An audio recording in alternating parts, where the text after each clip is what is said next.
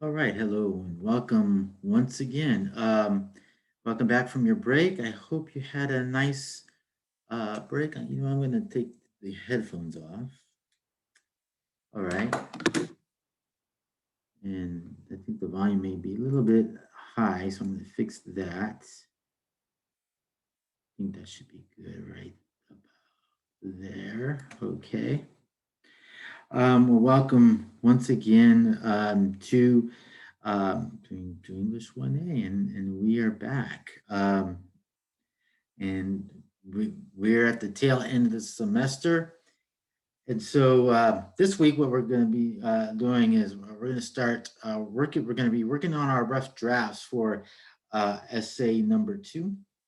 Um, Along with that, we're also wrapping up um, West of the West. So I'm going to go ahead and share my screen and go to the home page. I'm going to bounce back. Okay. Hope you all had a great, wonderful, restful break. Uh, Happy Easter to everyone. Those who are Christian and Catholic, happy Easter. Um, he is risen, and those who follow who don't follow Christianity um, or Catholicism, I hope you had a restful break. So, all right. Okay. So we are in week 12. And so we start off with essay number 2, the prompt. And before I get into that, I wanted to cover just really briefly, comb through the rest of the week's journals or the week's assignments. So we'll just start from the top. I will go over the essay prompt as soon as I go through the other stuff. So essay number 2 prompt is here. So make sure that you do read it before you submit the assignment. Read the prompt in full. We'll go over the prompt.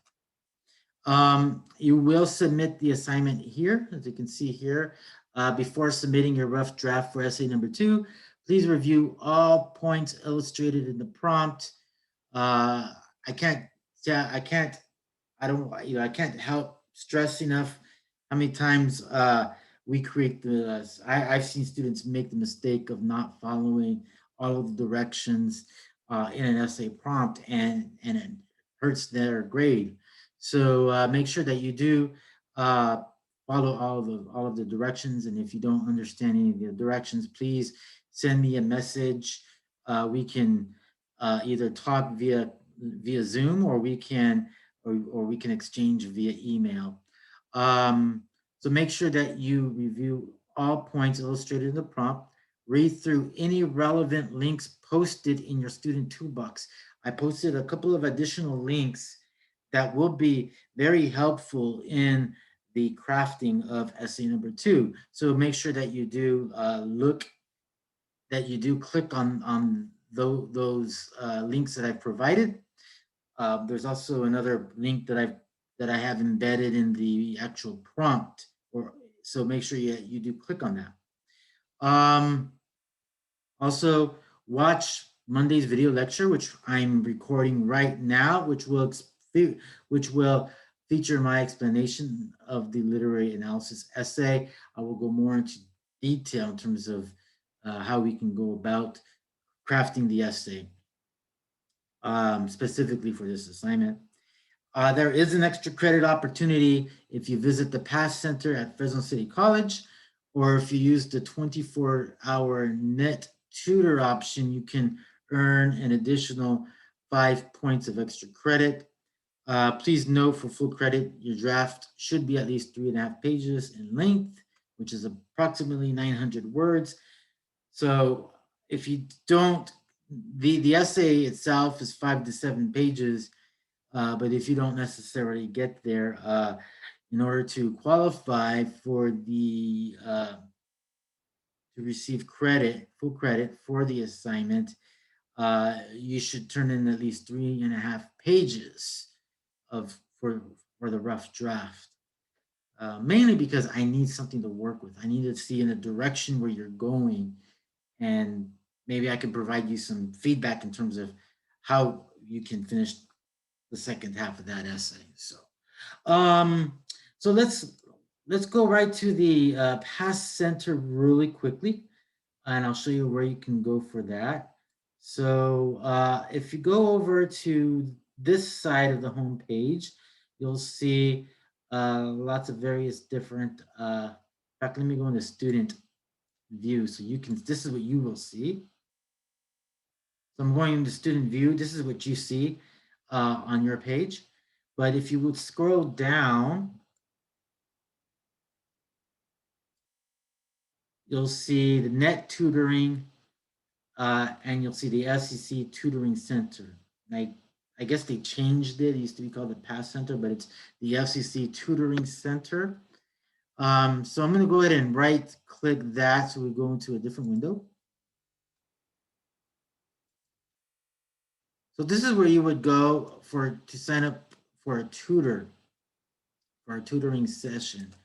Um, you can visit the online, see there it is right there. Visit the online Pass Center here. I'm not sure why they call it the Pass Center in this doc, on this page, but in Canvas they call it tutoring, the FCC Tutorial Center. I don't know.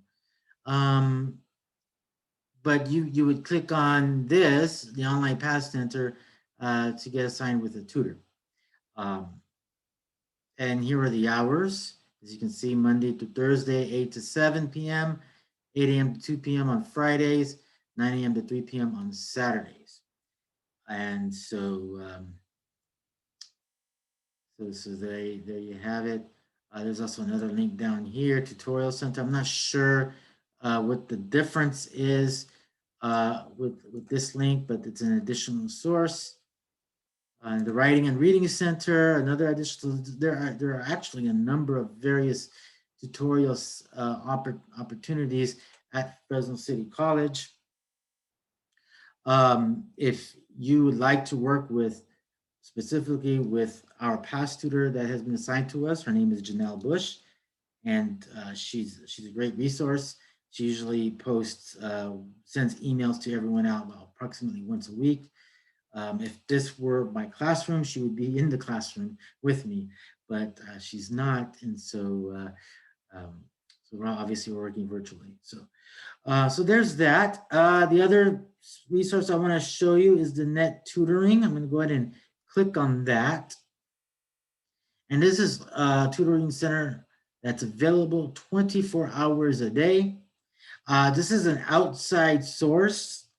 This is not connected to Fresno City College. The only connection that there is that Fresno City College pays them a fee to outsource. Who knows where they're working from? If they're working 24 hours a day, chances are they're in a foreign country, and they're getting paid. So there you have it. So they have tutors in various disciplines. You're not going to get the specificity of a tutor, of tutoring help at Fresno City College, a student who knows the assignments, who may know the professor and how the types of assignments that they assign. For example, Janelle Bush knows the types of essays that I do assign. So they're coming from a very, the 24-hour center is coming from a very general foundational type of point of view.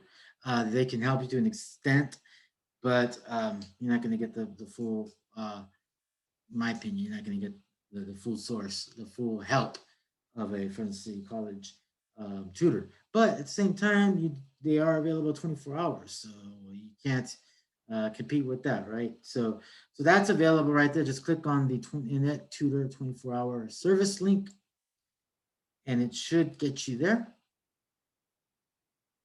Okay, so I'm going to go ahead and leave the student view.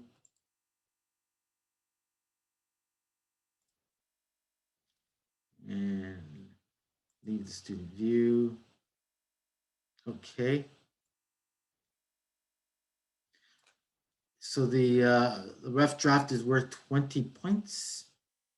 The final draft will be worth double that. It will be worth 40 points. So the due date is April the 12th. April the 12th. There it is. April the 12th is the due date, but I also keep the assignment open until April 13th at noon. I've been doing that all semester long, and that's mainly because sometimes things happen with our computers and we may need that additional time. So I'm willing to oblige everyone with that. So there you have it. So that's available, but take advantage of the extra 5 points. It's going to be very helpful uh, with that. So if you get into the tutoring center, all I need is some kind of proof, maybe a screenshot um, of your receipt of help, that sort of thing. That would be very helpful. Just email that to me, and I will note that. Or you could also, when you upload the assignment, uh, just copy and paste a screenshot of your receipt from the tutoring center, and make sure it's time stamped and post it in the comments. There's a comment section when you upload your documents. Okay. Going to the next assignment. Um, so we are wrapping up West of the West. I'm going to keep it very, uh, very, very simple this week in terms of like addition, in terms of outside regular assignments. Mainly, I want you to focus on this week's essay, writing that rough draft. Um, so, so you are doing a discussion, um, and that's due April the 12th. Write a minimum 2-paragraph reaction to Chapter 11, an epilogue from West of the West, which is a very interesting chapter. It goes back to actually um, Mark Arax's first acclaimed book, which is called Not Without My Father. And this is that book is about the death of his father, who was a bartender in Fresno. He had a bar, I believe, right off of Weber and Clinton in that area. And he was the victim of uh, he was shot and killed um, in, I believe, a hold up gone wrong. So um, really interesting essay. Mark Arax in that book does a huge investigation, or discovered that the Fresno PD had some of its own questionable tactics when handling the case. So this is more of a reflection. This is Mark Arax's reflection on his book, uh, not without my, not without my father, without my father's name. And so that's what this chapter is about. And so you're just really mainly writing a reaction to that chapter. Um, it, this is the one chapter where it's deeply personal. It's sort of, you see glimpses of Mark Arax throughout all of the essays, but this is the one essay where it's completely about him. It's 100% about him. And so um, it's very interesting to get his most personal take, him at his most vulnerable and his most personal during that time in the essay. And that is due April the 12th. Make sure that you do reply to at least 2 classmates in the thread.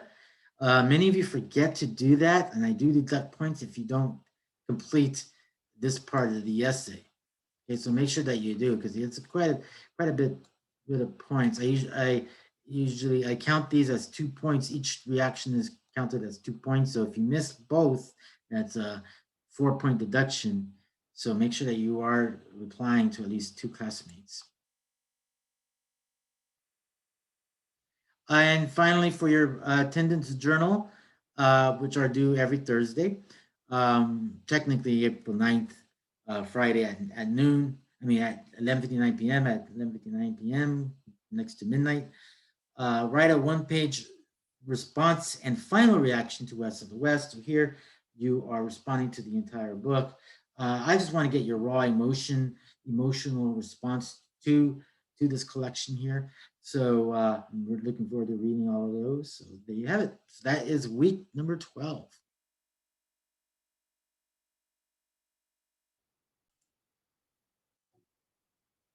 Okay, so we are back here and we're on the prompt page. So I just wanted to go over the particulars of the essay prompt and then navigate through a couple of links that I have posted. Um, so we start here with the prompt, English A, essay number 2, literary analysis of West of the West by Mark Arax. I'm not going to read the entire prompt.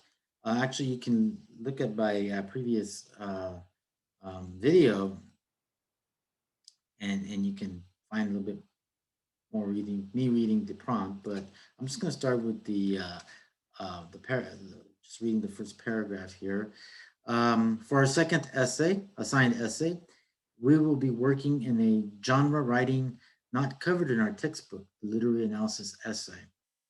The purpose of a literary analysis is to carefully examine and evaluate a work of literature or an aspect of a work of literature. In this case, we will analyze Mark Arax's presence by analyzing his character through thematic changes in West of the West, as he is present as a character in many of the essays in West of the West. For example, The Last Valley, Highlands of Humboldt, and most personally in the epilogue, the very last chapter of the book, where he writes about his father's death. The goal here is to evaluate and analyze Arax's purpose in writing this collection, as these are his final examples of his last days as a personal investigative reporter for the LA Times. So I do have a link here that I would like you to link to open and follow, and I'm going to go ahead and show you that link. Did it post here? No, that's the next link. I'm sorry about that. Okay, where did it go? Okay, this is the link right here that I have posted. Okay, so please read through this. It gives you an example of what a theme is, how to investigate a theme. Subject versus theme, and it says here, don't confuse the subject of the work with its theme. So if you think about Mark Arax, the subject of him writing about California, that's the subject, essays on California, but the theme are the major ideas that he explores throughout the book.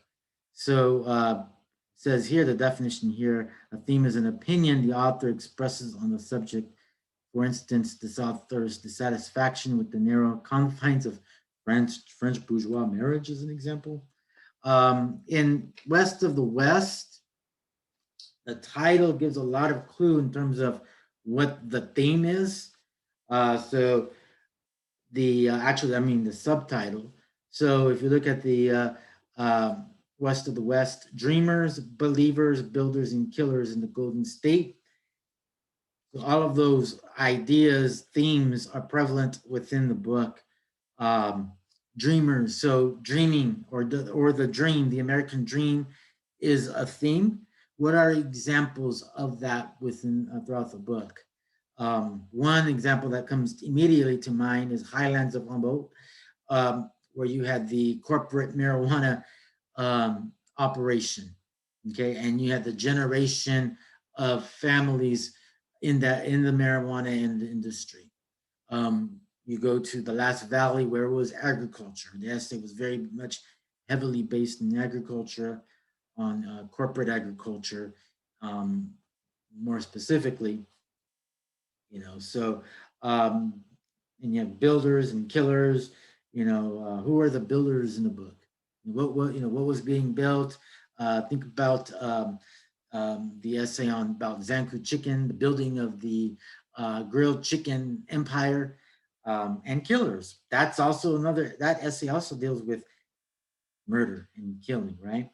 Where does Mark A. Rex fit in all of those essays, right? Where does he fit? And that is a major clue right there. So you do have major and minor themes. You have your major themes will be mainly the themes that are, I'll give you another large hint. Those are the themes um, that are mentioned specifically from the subtitles: dreamers, killers, builders, believers in the Golden State. Those are your major themes. Your more minor themes may be issues of politics. It could be gambling. It could be happiness. It could be jealousy. Those are like smaller themes that are run throughout the book, but they are also, they're not like the major overarching themes. Although there are some aspects of them, of those themes in all the essays, but the ones that stand out are mainly are the ones that are specifically tied to the subtitles from the title. So just to keep that in mind, okay? So, and think about how those major themes and minor themes connect with Mark Arax. How do exploring those themes help us to get a better understanding of who Mark Arax, the investigative reporter, the man, the family man, right? The artist, the writer, the investigator, you know, the very inquisitive person that he is, the person who cares about his own state, who loves his own state, his own homeland. He loves his landscape. He's really interested in learning about the various different types of California there are. California is not just California. There's Northern California, Southern California, the Valley, Central California. Um, there's farming, agriculture, there's the big city, there's the ocean, there's so many different, there's generational, you know, young versus old. There's so many different themes that affect Mark Arax. Mark Arax is personally affected by a major story, the killing, the murder of his father in the epilogue. That's, that sort of cements his personal connection to California. So those are just some examples that you can work with, and you can find some meaning. The idea, the point is to find a meaningful way to understand who Mark Arax is. So if you're looking for a thesis, consider why does Mark Arax care about what he's writing about? That's really what we're looking for. Why does he care about what he's writing about? Why does he care about his topic? Okay, so if you're looking for a major theme or a thesis to write towards, that would be it. Okay. Make sure that you read and analyze the work. Obviously, reading the essays are very important. You may have to reread certain essays or certain parts of certain essays. Go back to your own notes over the last few weeks, notes from assignments, notes from discussions, discussion threads. Go back and read your comments to various threads, and see what others were saying. See what others were saying in the thread. Try to find out what was, what is all, when you're analyzing the work, you're looking for what is its meaning, what is its true meaning.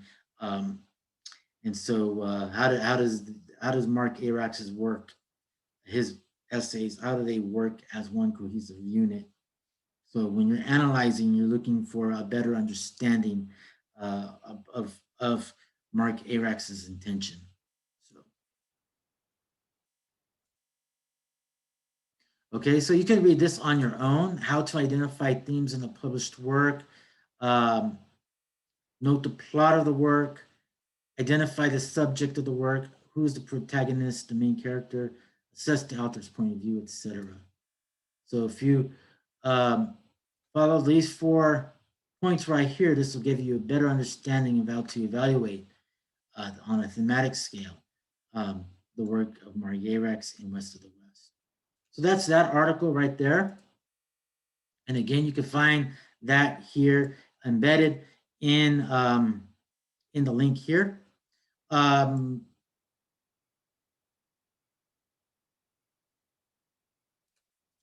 okay.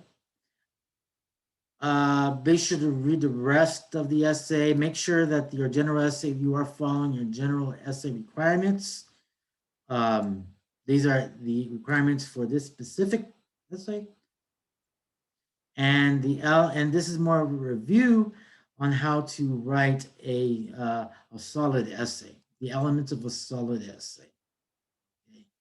I do want to keep in mind that when we're talking about this part of the prompt, this is more or less um, a general view on how to write an essay. It's not meant to write, you're not writing a 5-paragraph essay. You're still writing a 5 to 7 page essay, but every essay has those elements. Every essay has an introduction, every essay has body paragraphs, every essay has a conclusion. So the only difference is page length, which means that when you have longer page length, it means your body paragraphs are longer. You are uh, you are bringing in, you are writing about more subtopics, more major topics. So be sure to read that. Specific page requirements here. 5 to 7 pages typed. MLA formatting. Please review the MLA formatting page in the student toolbox.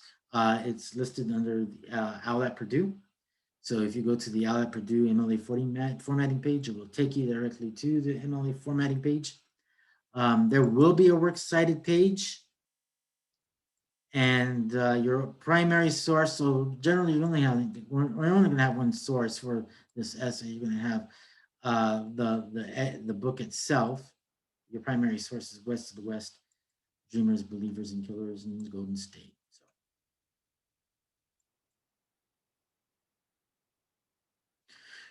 Okay, let's go to the couple of the links that I have posted.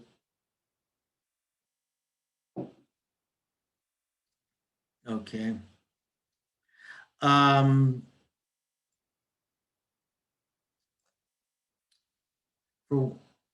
Because this essay is I'm asking you to consider Mark Yerex as a character. Oops, you know what? I clicked on the wrong link. I apologize for that. I didn't want to go there yet. Let me pause that and get to the right link. Okay, so in Student Tools, I have a couple of different links about characters and analyzing characters. This one is a PowerPoint on a character analysis. I will review this one, but this next one is a kind of a different version of that. Let me go to the right one. Directions for character analysis. This is just another version of the PowerPoint.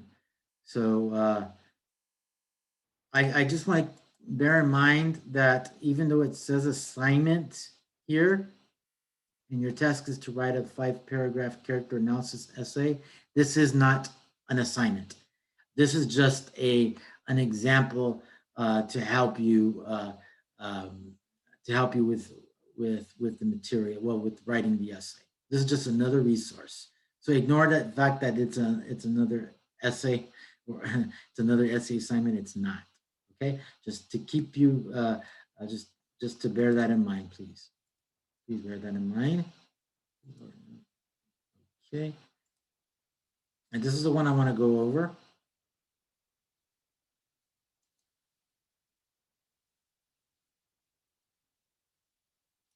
And I can actually, well, you know what? I'm not sure if you're going to be able to see that. So I'm just going to stay within Canvas here. Okay. So character analysis it's a way to use clues from the story to learn about the characters.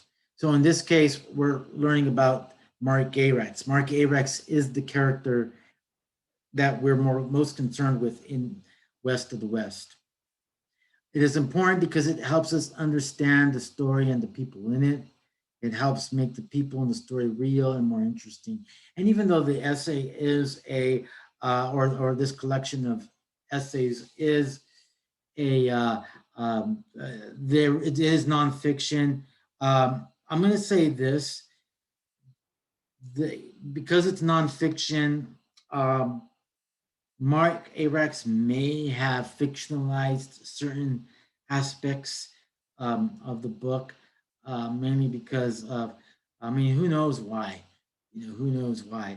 Um, so I keep going back to Highlands of Humboldt, but there's a part of that book where it's a little bit towards the end of the essay where he's on a bus ride and he confronts somebody on the bus who's interested in what he's writing about. I think he's writing about this reggae festival that he had just participated in.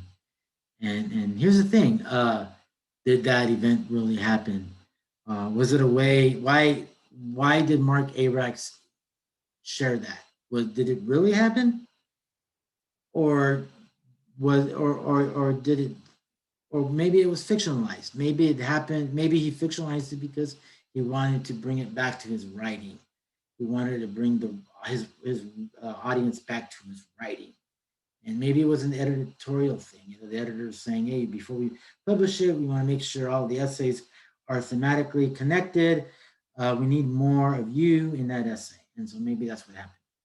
So just to keep that in mind, that just because it's nonfiction doesn't mean it's exactly fiction.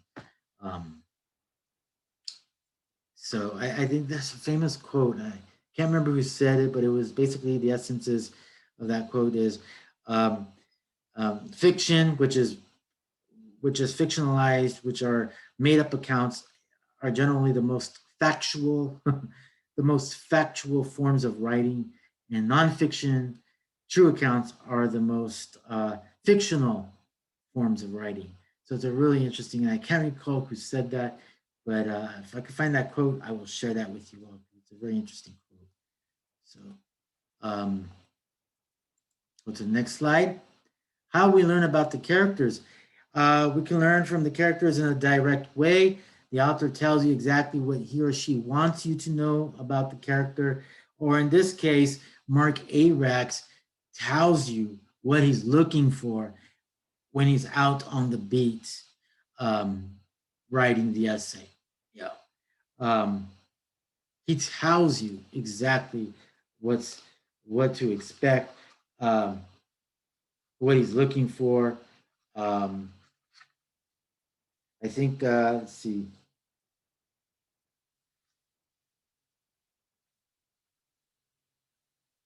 So Mark Arax tells you on page 6 of West of the West, I'm just going to give you this as an example.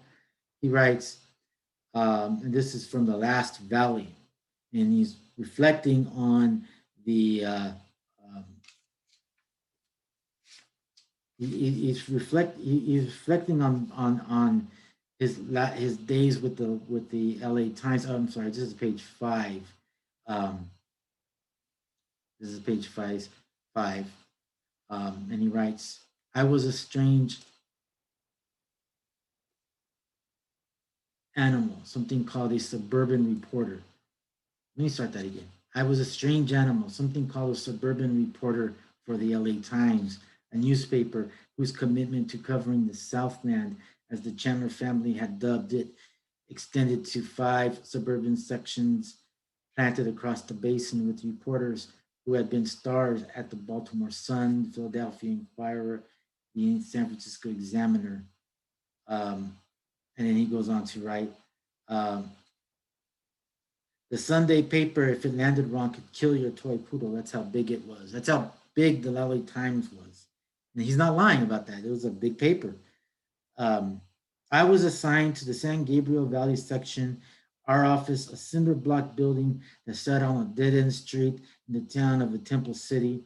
We shared a parking lot with a metal plating sweatshop where the workers, men and women from Mexico, came and went at all hours of the night. I knew this because I didn't work a normal shift like my colleagues, much to the dismay of our editor, Don Hunt. I checked in at noon and headed out to prowl the streets. So Arax, even though he worked for the LA Times, his office was in San Gabriel. It was in the Inland Valley, and so he wasn't in the main office. And he's an investigative reporter, so he wasn't exactly the most respected reporter in on the job, mainly because investigative reporters, um, they're not writing conventional pieces. Oftentimes, they're writing very controversial pieces, and so this was an era where the landscape of writing had changed, and he kind of alludes to that in that first chapter, in that first part of the Last Valley, um, that the landscape of writing had changed because of the internet. People wanted more concise reporting. People just people didn't have the attention span for longer pieces. So his writing changed, or his job changed, and before you know, he was out. Right. So that's a very direct way of Arax explaining how, or how tough it was being a reporter. Um, an indirect way, the author lets the characters reveal their personalities uh, through what they think, say, or do. Okay, so now when we're talking about indirectly, we're talking about Arax not really being present in the essay. In Zanku Chicken, he's not present at all whatsoever. Um, not one time is he in that. I think not until the very end, where he mentions briefly that he interviewed the mother, um, but that was about it. That was all. Um, Now here's the thing: how is Mark Arax indirectly there in that essay? Well, you have to understand from a cultural perspective. Mark Arax is a Armenian American writer.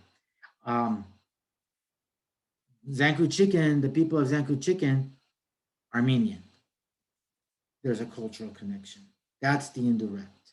That is the indirect. So why is that important? I'll leave that up to you. Why is culture important in that essay? Okay. Does it give him permission to write that essay? Um, does he feel a connection to that essay? Does he feel like he has to tell a story, that he has an, a gut feeling to tell, gut feeling, gut innate feeling to tell that, to share that story? So that's what Zanku Chicken. So that's just something to think about. Okay. Side number 3, physical traits of the characters. What does the character look like? How does he or she dress up? I'm not sure. I don't think that's really necessary. His Arax's physical traits. It's not very important for this essay. So ignore that part. Okay, we're going to jump to number 4.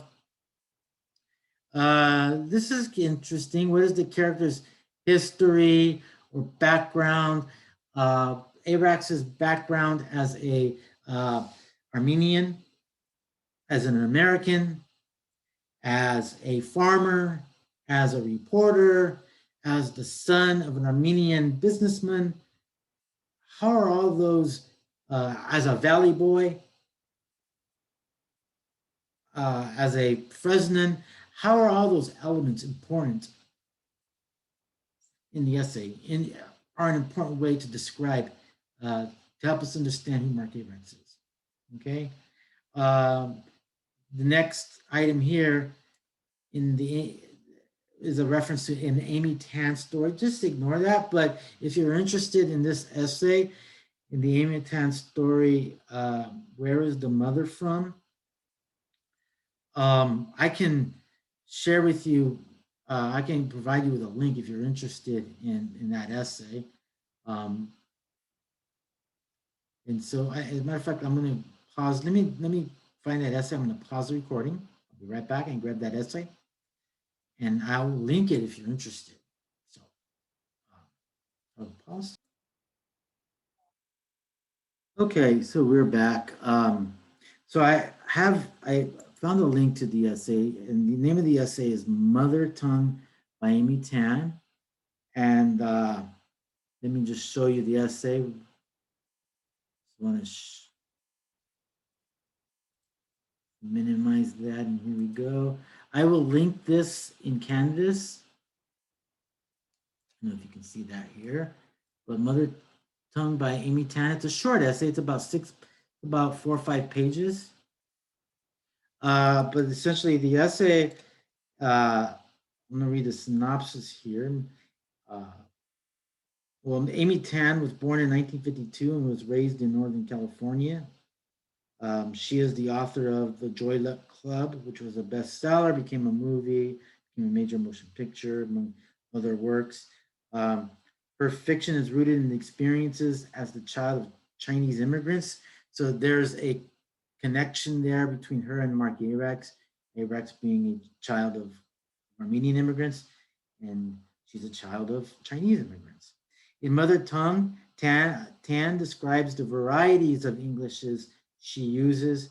In doing so, she addresses the connections between languages and cultures. But in her writing, she also demonstrates what she says about herself in the essay. So this is a essay that is not just about her observation of her culture, but also her personal observation, her observation of herself. So this is a great essay to look at as a kind of a model essay, um, to sort of understand Mark Abrax's point of view a little bit better, specifically in the epilogue. And I would assume um, in the Last Valley, the first chapter, and probably the Zanku Chicken as well. So so I'll link that for you all there. And let me return to the PowerPoint. Okay. So, and then there are a couple of follow-up questions if you're interested. What happened to her? What does it say about her character? These are also questions that you can pose to Abrax. What happened to Abrax in West of the West? What does it say about his character? So you can flip the language to sort of create a point of view, and also create a way of writing about Abrax. So so there you go. Let's jump to the next slide. Character behavior. Um, I would say this is largely prevalent in the epilogue where he writes about his father's death and his own personal investigation behind the story. But these are also very interesting questions. They're mainly addressed to about Amy Tan, but at the same time, you can sort of flip the script and think about think about them in terms of Mark Abrax's context. Okay, so for example, this question here: what is the mother's attitude towards America? You can answer it in different ways. What is Mark Abrax's attitude towards California? What is his attitude towards the Central Valley? What is his attitude um, towards Southern California, towards corporatism, towards agriculture, things like that. So just these are just great ways to great verbiage. You're kind of like stealing the verbiage to make it your own. You're not plagiarizing, but what you're doing is you're making it your own, so it can help you to find unique ways, fresh ways to approach the subject matter. Okay, so. What are some words or phrases Mark Arax uses to describe? What are some of the things? Well, I don't know if that ties to him, but maybe it does. So let's go to number 6. What relationship does this character have with other characters in the text? So what relationship does Mark Abrams have with other characters? Um, what does that say about him?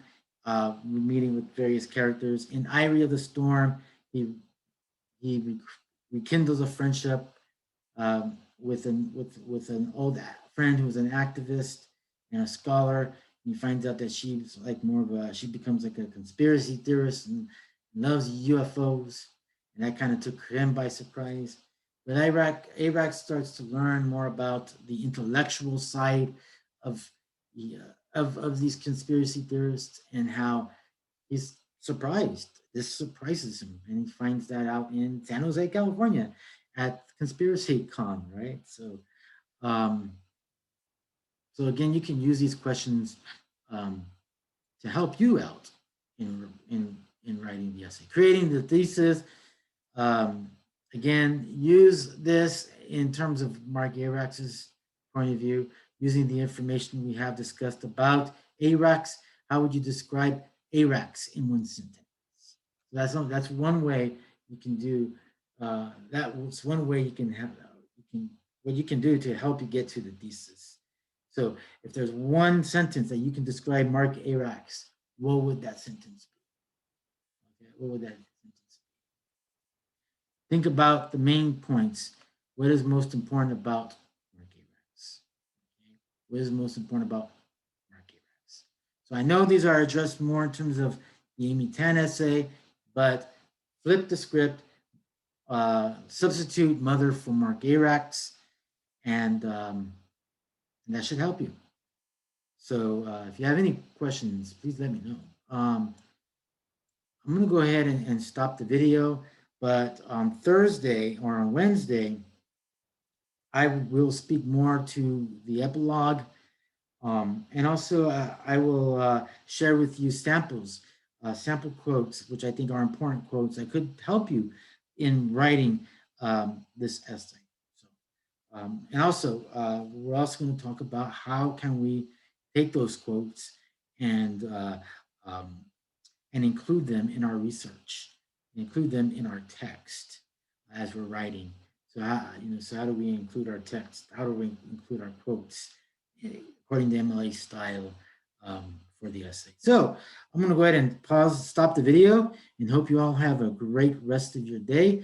This video should be posted up shortly, so I'm going to have a little lunch and then take care of that. So you all have a great rest of your day.